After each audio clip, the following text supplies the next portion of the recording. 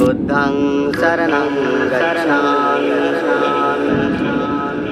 when I started making this film, every day in India 4.3 Dalit women are raped. 2 Dalits are killed every day and crime against a Dalit is committed every 18 minutes. Caste is just not the problem of Dalits, but it is the problem of India. if things went on the way they were supposed to for Ambedkar, doctor Ambedkar के नाम से शपथ लेते हैं आज के बाद जीवन में कभी कदम से उतरेंगे नहीं।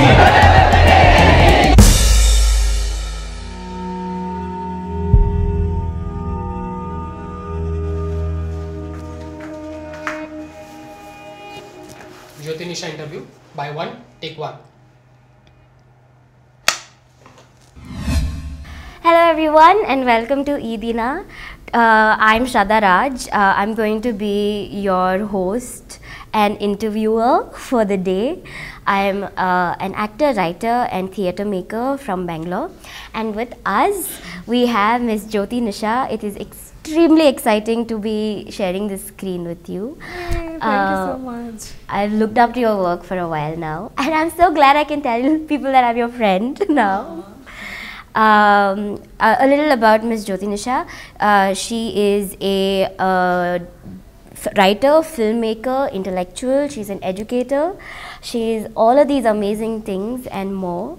And what she is now stepping into the world with her new work, which is called B.R. Ambedkar Now and Then. It is a documentary, a brilliant one, might I add at that.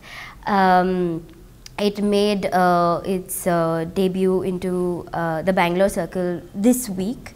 There have been 3 showcasing till now in Bangalore? 4.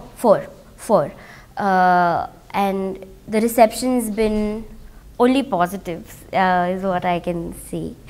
Do you want to tell us a little bit about the film? Because I have so many emotions about the film. It moved me to tears in multiple bits. One of the very few works where I saw on screen and was tangible as a young Dalit person. Very little of that is I can relate to on screen. So what was the journey of the film? When did it start to now? Of course things have changed, but we'll start from the very beginning. Yeah. Long time ago. 2016. So I was, yeah, I mean, I think 2014 BJP came into power and a lot of structural changes were happening in the country. Such as, especially like scholarships of students were being held and saying that, you know, the government does not have the money to give scholarships to students from the margins like SC/ST students especially. And there was also attack on what do you say, institutions, film school, JNU, and a lot. So while this protest was going on, obviously there were people who were saying Lal Salam, but there were also people who were saying Jai Bhim. And in my waking life, like, I had not seen that. So I was just like, why is this happening? I mean, the changes from the state, which was very, what do you say, dangerous, and curbing your freedom of speech, and, you know, like just completely controlling all the possible ways that you can have a scientific temperament, you know, like social science or science, and other kinds of sources were being, I mean, other kind of knowledge which was more, not so much, we did not really require science, I think so to say. So, so those kind of courses were being introduced in universities, and at the same time, so it was almost like 2 kinds of, again, you know, like thinking was happening. So, and Yeah, I mean, so I was watching these people, Shail Arshi, then Kanhaiya Kumar, and then we heard of FTI also, because I'm from FTI, I study screenwriting. So there was a whole stuff was going on about the chairperson of FTI, who was Gajen Chauhan. He was to be appointed. So of course, I mean that school has some great reputation in building artists in this country from all walks of life, like from all trades, you can say, screenwriters and actors and directors and technicians, especially technicians from FTI and SRFTI are so well known in Bombay, like they know the work. So there was some kind of a protest logically which was happening, because they were like it's also about questioning the credibility of the person who was being appointed as the chairperson of FTII. And at the same time, other side, I was hearing of Rohit Vemula, so there was too much personally, which was really I was interested in, because I wanted to write. I was looking for a story. I had been writing. I have been obviously hustling in Bombay after film school, but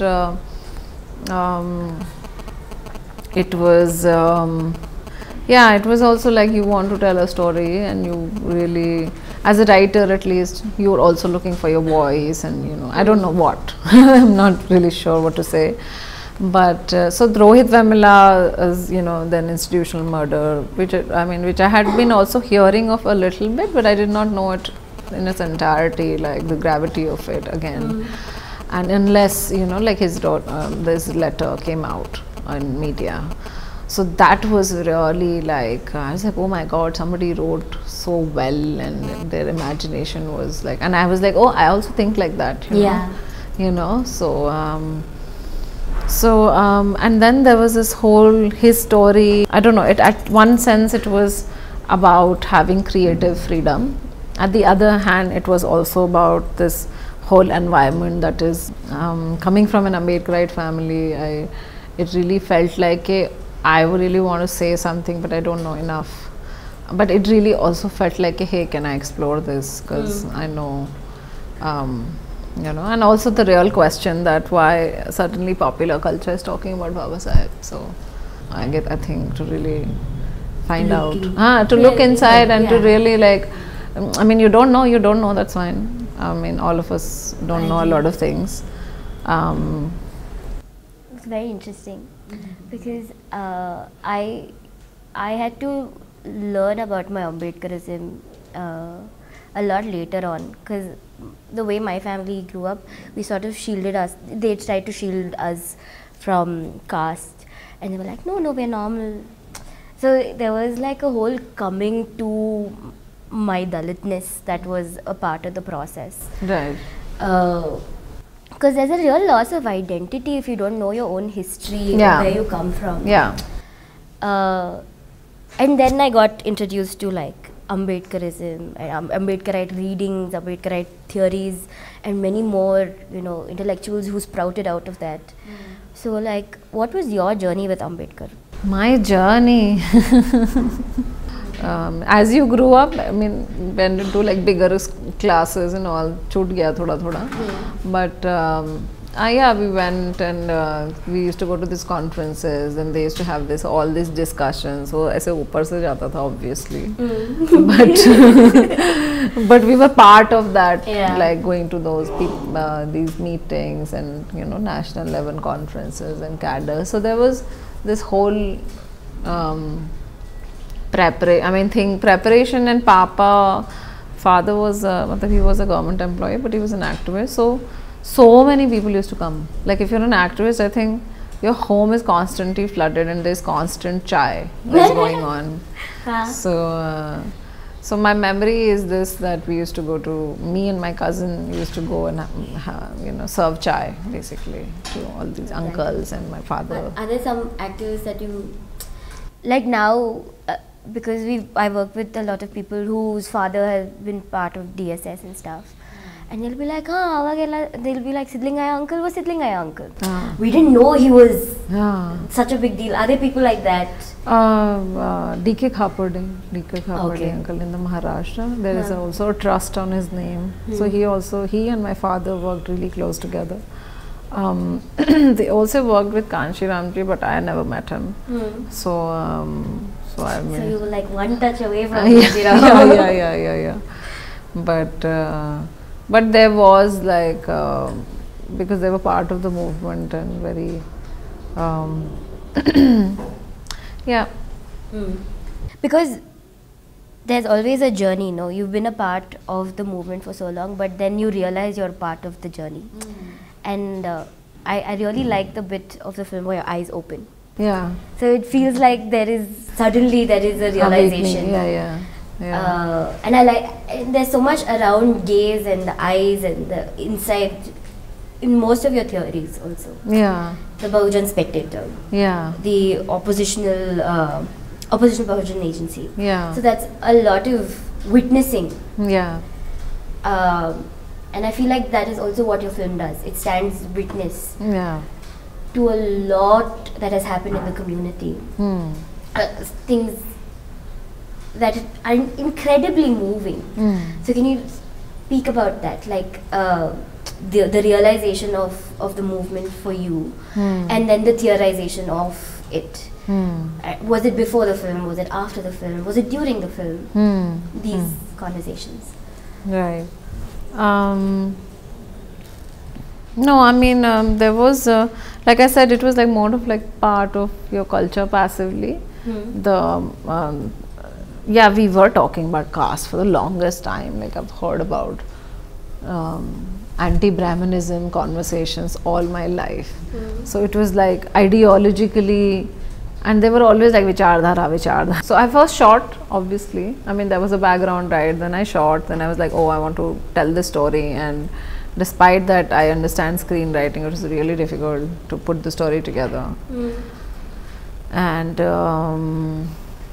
And I did 2 post-production of the film. So Yeah. so after doing the first post, during close before, I mean, like maybe few months to 4-5 months before that, I had this I had theorized Bahujan spectatorship. I mean, I had been working on it for the longest time, and then it got published in Economic and Political Weekly, and then it was like boom, because it really connected with people, I think so, in academia and art and stuff, and also people from the community, because it's like almost like a site of resistance, and again witnessing, and you know, like feeling like I'm like it was almost when I read these authors, and it just kind of like really made sense to me. So I had to really articulate that, figure out a language, credible sources to articulate that experience.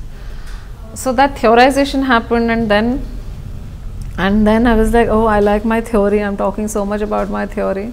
It's the gaze is that in the film, but cinematically it was not there. So in between, then I taught at Whistling Woods as a producing faculty. I taught a lot of things actually, just not producing. Gaze I taught, crowdfunding, non-fiction. So then, like, I think it gave me that distance from my material, and then I mean, then I showed to a few friends, and then they were like, oh, so powerful stuff, and wow. So, but I was like, yeah, I don't feel it that the film is there. I really need to figure out a way to work again. So then, then it was just about preparing yourself that you're ready to do this again, and also having the money and finding the team and all of that. And most of the times Bombay it's also like it really depends on the availability of the person. So a lot of times it's always koi hai nahi, koi available hi nahi hai, then what will you do even if you like their work, or somebody is really expensive, you cannot afford their work.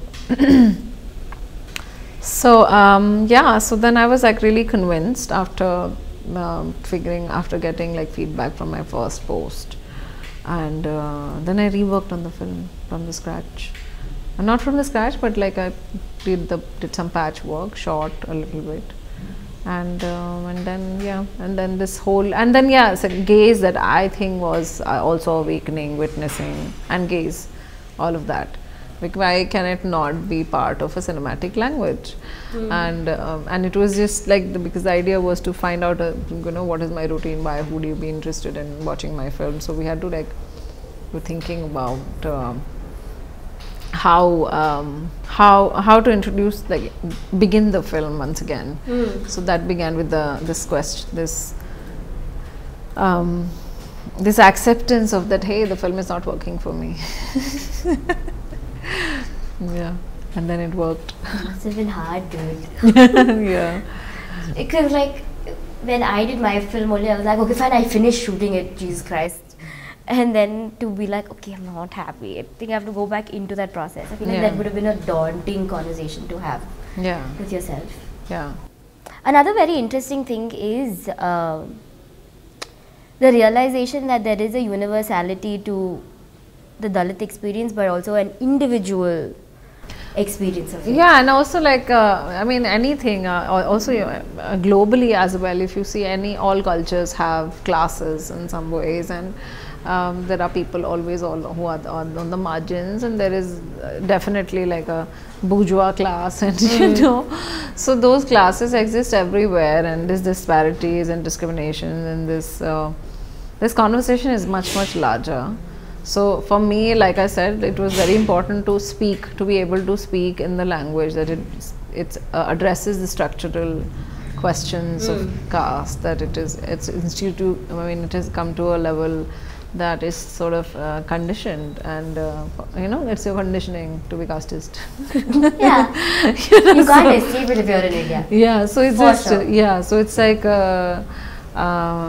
so in the best, it's white supremacy. So and so several people from the margins are having their own standpoints and their own, they're situating their experiences and resistance in their own experience, and figuring out ways to say their story, because it's important. It's a human question, no? It's more than anything else. So so I saw the scope of the work as well, that it could speak to if you'll be able to understand caste a little bit, and you don't understand race, then you might be able to understand race as well in some ways. And if you understand race, then you might be able to understand this as well, because there is clearly a power issue, parallel issue, and there is clearly oppression and resistance as well. So yeah.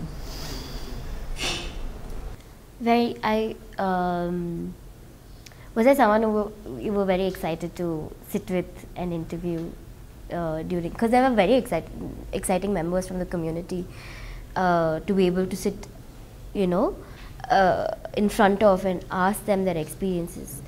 It would have been hard, because there are hard situations that we come out of. Was there someone you were excited to? I mean, all of them were very nice, but was there one person you particularly like, yes, I'm so excited to talk to you?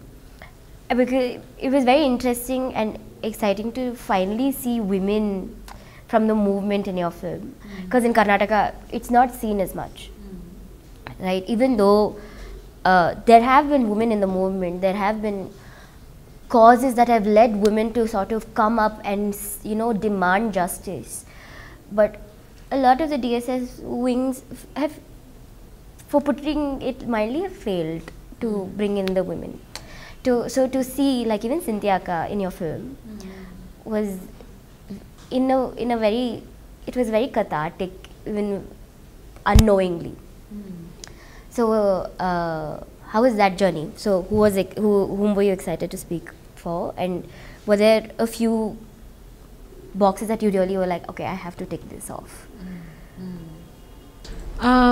Yes, I mean, of course I'm aware. It's what you're saying about that women have not been given that space. It is across, I think so.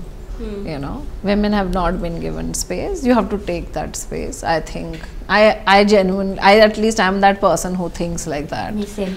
I don't think so anybody is going to open the door for you.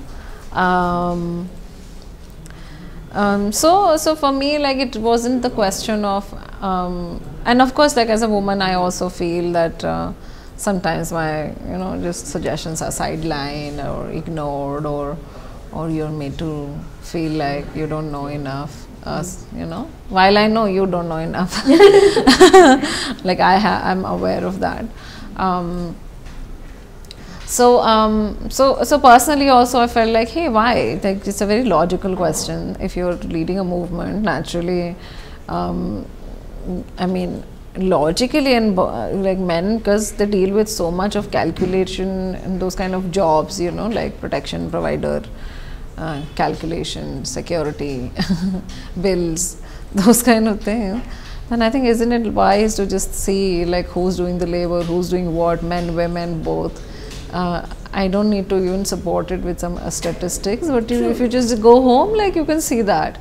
So then and I've always felt amazed and like, so I just realized that so many women have done the work. You have not been able to recognize it. You should be audacious about, you know, like, and respectful about that people have put the work. And it will multiply the growth of what you are perhaps desire to do. You know, I mean, it's very basic. Like, if somebody's done the work, they have done good work, please acknowledge their work. That's the sign of a good leader, I think so, or you know, a team leader for that matter. Because if you're not going to even acknowledge of anybody's creativity and labor, then what is the point? You know, you're not only just, you don't do things just for money. Of course, that runs your kitchen and stuff. So so for me, like, it was just about yeah, these women they have not said this. I also feel this. I need to articulate into a language. I need to cinematically represent it. So, and I don't see, like, I think I have not seen anybody who's speaking like this. I mean, speaking like this, as in like coming together and saying this. I mean, not in cinema, I'm saying. Literature, yes, women have done that. And of course, I have also taken from their knowledge. And also, literature also said this as well, like, a lot of work from women was just ignored. For saying that, what is your this personal experience? What are you? And this is not this is not writing, because you're writing from personal experience, and there is no. It's a different kind of writing only, no? Because it's based on your lived experiences, based on your trauma, pain, whatever. We don't get the time to really philosophize. You know, our pain, and, you know, like, do creativity. Like, my father did not have that, obviously, right? So because he did that, so I'm able to do it now for myself. So yeah, I think I was thrilled, very, very thrilled about Urmila Pawar a lot. I had to do a lot of convincing also for her to come on the film.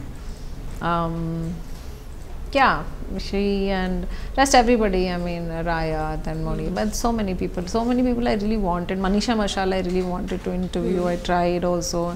Our schedules did not match, so we could not. I tried Mayawati ji also, but that also did not happen. We tried for months. Because the idea was just about, like, who has taken the space and who is being celebrated, who's not celebrated for what, and who's actually telling stories, and also education to a very, very large extent, because, like I said, I wanted to speak to the structure, more people. Yeah. It's very nice. It's very heartwarming to hear.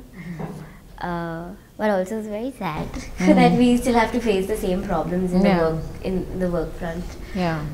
But it's okay. We'll do. Yeah. We have the words and we have the agency to sort of be like, sit down. Yeah. And also, I think in a very logical way, I think when men start to support the women in your community, your family, then it really starts showing up. You know, like, for example, like, my brother is extremely supportive of what I do. For the sake of community, I feel like it's very interesting because like I've been able to grow once I've had, like I've individually speaking, I was like, okay, I know these theories, or whatever. But once there was community and there was like exchange of knowledge, I feel like that sort of empowered me even more to make art. And that was also what I felt in the film, to sort of see community reflect, because I've not had community growing up. Like it was very isolated because there was shelter from caste, and like, no, we're normal. There was a distance between my own community and me. Right. So to finally get community and see it reflected on screen for like the first, it was very special. Oh, Thank you. I really feel like your film is extremely special. Thank you. And I felt that when I was, because I had read the Bahujan Spectator about like last year, I think. It was for Blue Club when you were educating us over there. Yeah. Can you tell us a little bit about the theory, A, and what sprouted it? Yeah. So I just felt like you need to also know. I mean, and that's where I think speaking is very important. Really talking about your experience as a person, as an audience, an individual is very important. And I saw this, then saw this connection that, oh, different imaginations of nation, different culture, exclusion, gaze, you know, a completely different oppositional consciousness which is unfolding since 2014. So all of it like made sense together. Okay, what is the time right now? Like which year we are in? 2023. What kind of cinema are we watching right now? Like you see, like the kind of films that are being produced and directed, they are a lot very like jingoistic or very, you know, not borderline fundamentalist, but yeah, some way. You know, so those kind of cinema is happening. Why do you think that's happening? Because the state supports it, obviously, like the makers, and obviously, you know. So it's also the kind of cinema that was happening, who was creating it, who was funding it, who was making it, what kind of language did it, pedagogy did it create, and why were, you know, like if our history has existed, then where is it? So I felt like, oh, it is. Then it became like, oh, it's an ideological question, and of course, what is funded are your scientific questions, and who is excluded. What is, I mean, simple. What kind of a filmmaker makes what kind of a film really defines their gaze. Yeah. Either they are aware of it or they're not aware of it. That's a separate question. But today if I watch anybody's cinema, even if I watch my film also, I'm very aware of the kind of gaze that I'm creating. True. Yeah. Which is a lot of films also, no? Because like you see films and you're like, you're saying that man is Dalit, and you're saying that he's, at the end of it he'll die. Yeah. But there's so much more to his life. Yeah. Which is the gap that... And it's this one kind of stereotyping which is very, ridiculous, because I feel... There's a white savior.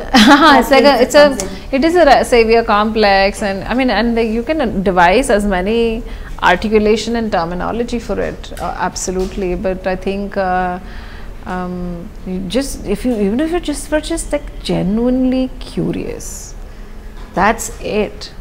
If you were not even genuinely curious, then you were convenient. Yeah. After that, you know.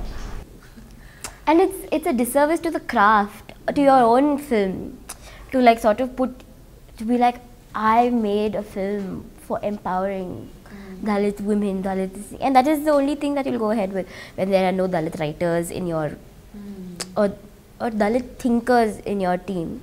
It will most definitely be reflected in the product that we see. Yeah, absolutely. And we are not a product, na? Yeah. Like, I cannot be a product of your imagination. Exactly. You know, so if you're genuinely having this conversation and you genuinely think change has to come, collaborate. Exactly. It's very simple. People talking, people becoming friends, more authentic experience, more liberatory experience. So So I think it's there are more literacy, so and transgression. So it's so much important, I think. That I really liked that idea of genuine curiosity, and there is so much rage, yes, but there's so much love in the movement also. Yeah, absolutely. And I think that is a lot of overarching themes in your work. Feels like that Yeah. that curiosity and that love. Yeah, it is that only. Because otherwise the burden is too much. You'll die, and you'll feel so much rage isolation. But you have to sort of like it's extremely tragic that people are very consciously and unconsciously conditioned to be casteist, and they don't think, even very liberal, so-called liberal, educated. Just like I think thinking, people are not thinking. If they're thinking, they're not acting upon it. So logically, like, because if you started seeing how much and to what extent people, the kind of caste atrocities and that are happening in the country, by the minute, is so tragic. And if you started taking it personally, then you will just die. Because self-preservation, you also need some kind of boundaries and self-preservation for yourself, to be able to transform this feeling into something which is tangible, or which is basically creative. At least for me, it is that creative process, because I felt so much and I felt it in this way.